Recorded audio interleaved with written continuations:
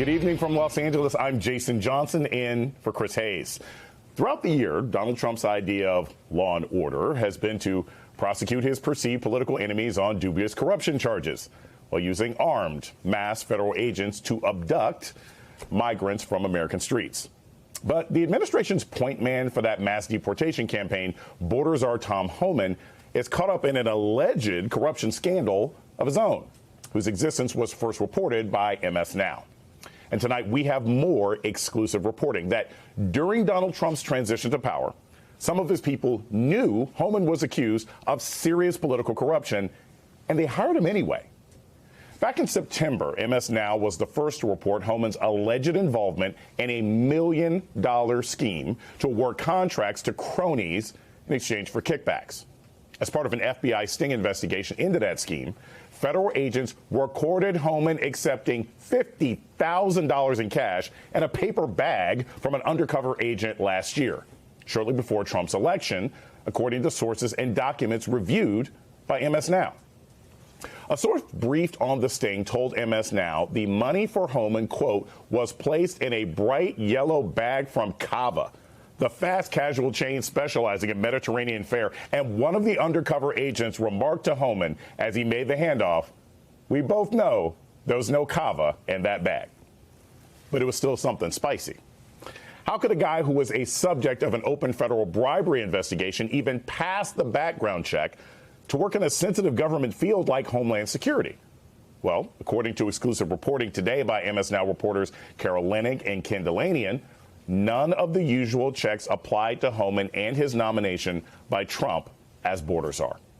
They report that just days before Trump was sworn in, quote, a Justice Department lawyer passed an envelope across a wide desk to a top Trump transition official.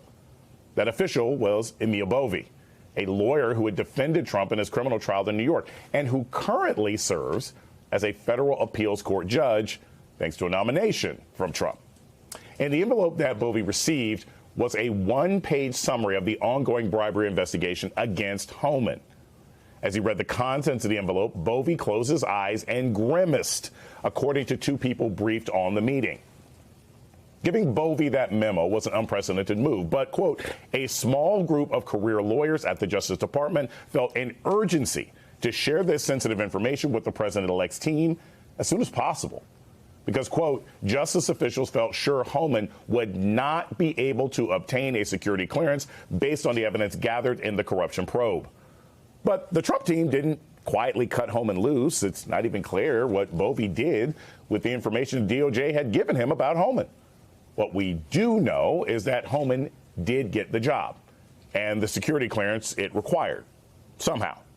And Trump's FBI director, Kash Patel, closed the Bureau's criminal bribery probe into Homan, even though he never really denied taking that paper bag full of cash, even when given the chance by right-wing media.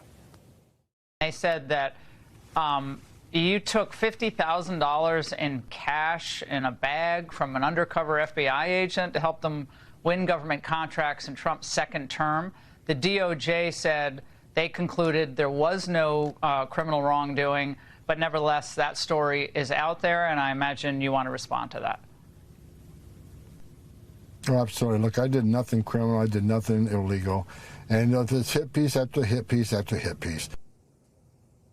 Yeah, that's not the same thing as saying I did not take that money full of cash in a Cava bag.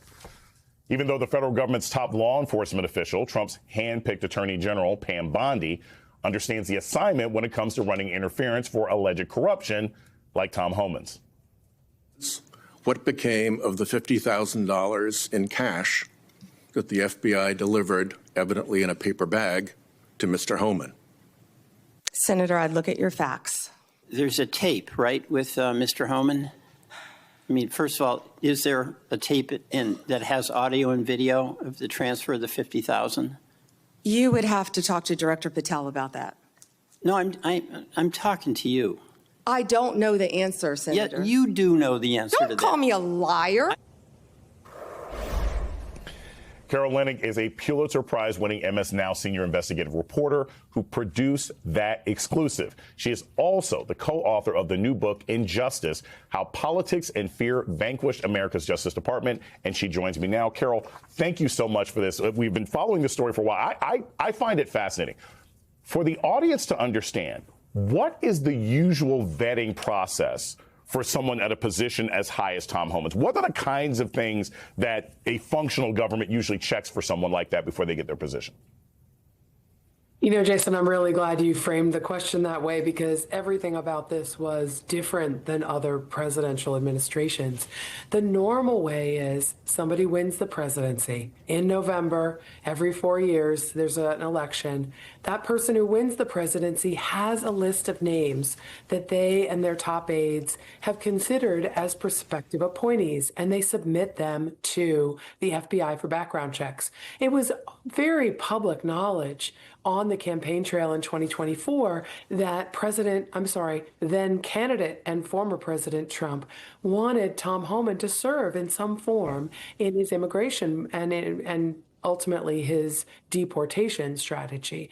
So that was not a surprise. But Donald Trump balked at the notion that all other presidents had followed before him of submitting names for these FBI background checks. If the president-elect had done that the way normal people do, he would have gotten the alert and the benefit of the FBI's research and known that the guy he was considering for a very senior law enforcement post was indeed under criminal investigation for potentially soliciting bribes and had been recorded accepting $50,000 in cash in the bag you described so well. Yeah, the irony of this being a kava bag, which is Middle Eastern and Mediterranean food, given the aggressive, sometimes racist nature of this DOJ, is not lost on me. I want to add something else to this, and this is pretty fascinating. There was no regular check. I want to read this quote here. Presidents-elects normally submit to the FBI a lengthy list of appointees soon after winning election in November. Trump's transition team did not strike an agreement with the FBI to submit a list of appointees until December 3rd, and then only a partial list. It's interesting to me that they couldn't even strike a deal. And so what does that usually look like? Does it mean that the incoming administration is like, hey, look, this young lady, you know, she had an issue with drugs in the 80s, but she's clean now? Like, what kind of deal making usually happens? Or is it just a matter of most candidates come in, they submit their finances, they submit their criminal record, and then they're cleared? There's usually no deal making. It's here's our list. We want to know everything about them and we want them to be clean, and we don't want to be embarrassed or compromised if this person turns out to have a problem we don't know about. It's almost like a service that the FBI provides. And for Donald Trump, very suspicious of the FBI, he didn't want their service. He didn't need their help and their assessment of the cleanliness or, you know, moral rectitude of various candidates he had in mind. And Jason, there's another answer to your question, too, about how irregular this all was.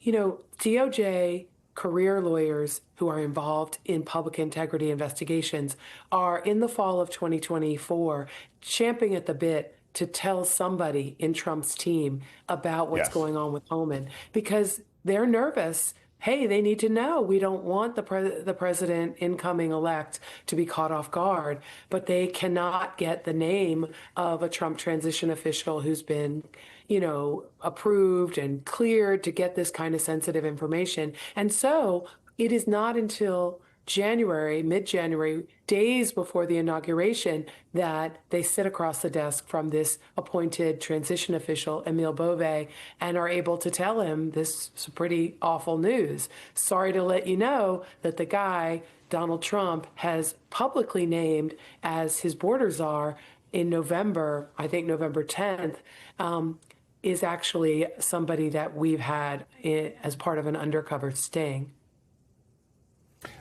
Carol, let's step back 5,000 feet from this.